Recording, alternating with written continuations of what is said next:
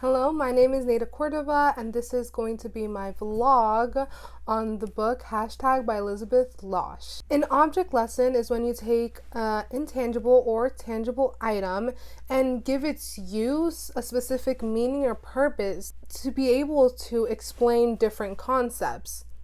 When describing this concept, you can use many examples, but this is why the object lesson has been created, because with this object, you're able to describe its use. It serves as a guide or a main character to explain the concept that you're trying to get through to your targeted audience.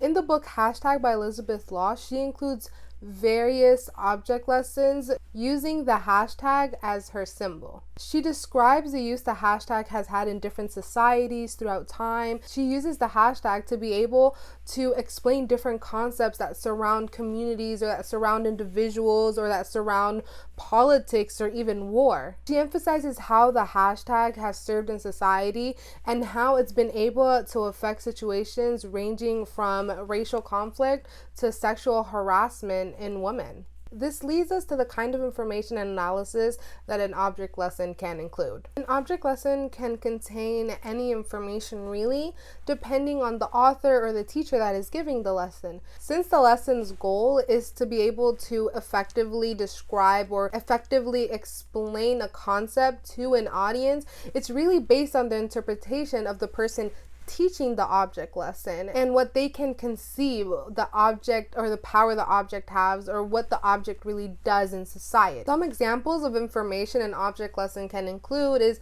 the history of the object, like how it was invented or what development it has had throughout its years of existence, or even how it's revolutionized society and how it's revolutionized different communities. An object can be analyzed beginning by how it tastes or how it smells or how it even looks like or what uses it has. That's what the person who was wanting to give the object lesson is really focusing on.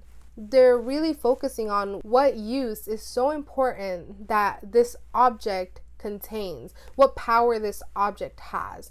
So really, that's the type of information and analysis the person wants to do. Elizabeth Losh does an amazing job when portraying the purpose of the hashtag and the power it's gained in social media today.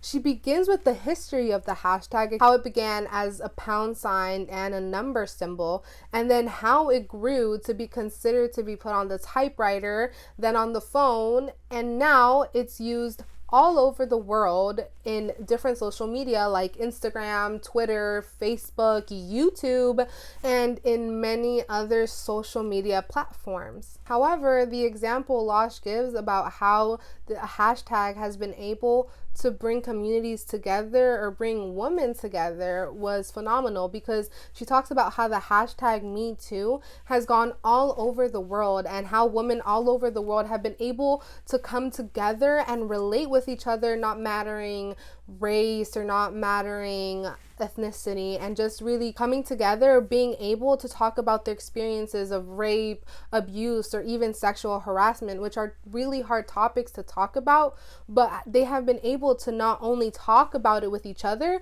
but post it on social media for the whole world to see. And being able to explain this concept or really have this information, when you're able to include this information in an object lesson, you really get the concept through to your audience. And overall, I feel the purpose of an object lesson is to be able to explain a concept and getting it through to a specific audience for them to understand. It could be a life concept, it could be a concept about civil rights. It just really depends on what the author wants to give.